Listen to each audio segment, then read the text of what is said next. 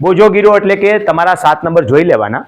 એમાં કોઈ પણ બેંકની એકવાર બોજા મુક્તિ થઈ હોય ને તેની જેટલી બોજા નોંધ પડી હોય એની ચિંતા કરવાની જરૂર નથી. વારંવાર તમે બોજો લ્યો ને, ઘણીવાર બેંક રોજ બોજો પાડે. ખબર SBI તો બહુ હોશિયાર છે, રોજ બોજો પાડે. આ વર્ષે લેવા પાછો બોજો પાડે, પાછા બોજો પાડે. બોજો પાડી દીધો, હવે SBI માં તમારે ધંધો કરવો નથી, તમારે બેંક ઓફ બરોડામાં જવું છે કે મંડળીમાં જવું છે. તો SBI ની એક બોજા મુક્તિની નોંધ નાખો ને, એમાં શક્ય હોય તો એટલે બધા ઉલ્લેખ કરાવડાવી દેવાના ને કે એક બોજા મુક્તિ થઈ ગઈ એટલે હવે જૂની જોવાની જરૂર નથી. હવે એક મંડળીમાંથી તમે 4 વર્ષથી જૂની નોંધો લીધી છે અને મંડળીની બોજા મુક્તિ નથી થઈ, તમારે કરાવવી પડશે. પણ મંડળીની બોજા મુક્તિ એકવાર કરી લીધી છે, બરોબર છે.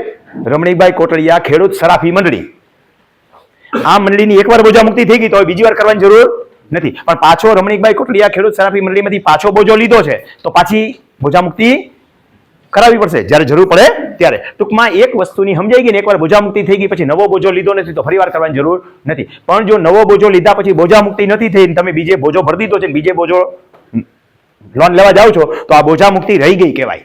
એ બોજા મુક્તિ કરાવવી પડે. આના માટે કાંઈ નથી કરવાનું. બોજા મુક્તિ આમ તો બેંકોને કીધું છે કે તમે ડાયરેક્ટ કરી દેજો, પણ બેંકો કોઈ કરતી નથી. મારી SBIમાં હું 4 વાર ધક્કો ખાઈ હજી નથી કરી. આપણે હાથે કરવી પડે.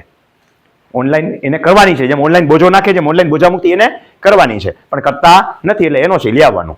NOC લઈ આવી અને બોજા મુક્તિની અરજી કરો. અમો અરજદારનું નામ, સરનામું, મોબાઈલ નંબર, તારીખ, ઈ ધારા મામલતદાર સાહેબ શ્રી, તાલુકો, ખાલી જગ્યા, વિષય, બોજા મુક્તિ કરવા બાબત, કોનો બોજો છે લખી નાખો નીચે હારે. મંડળીની ખાલી જગ્યા નામની મંડળીની NOC સામેલ છે વિષયમાં. બેંક ઓફ બરોડાનું NOC સામેલ છે. નીચે જય ભારત સાધન નંબર અરજ કરવાની કે અમો અરજદાર નામ લખી નાખો.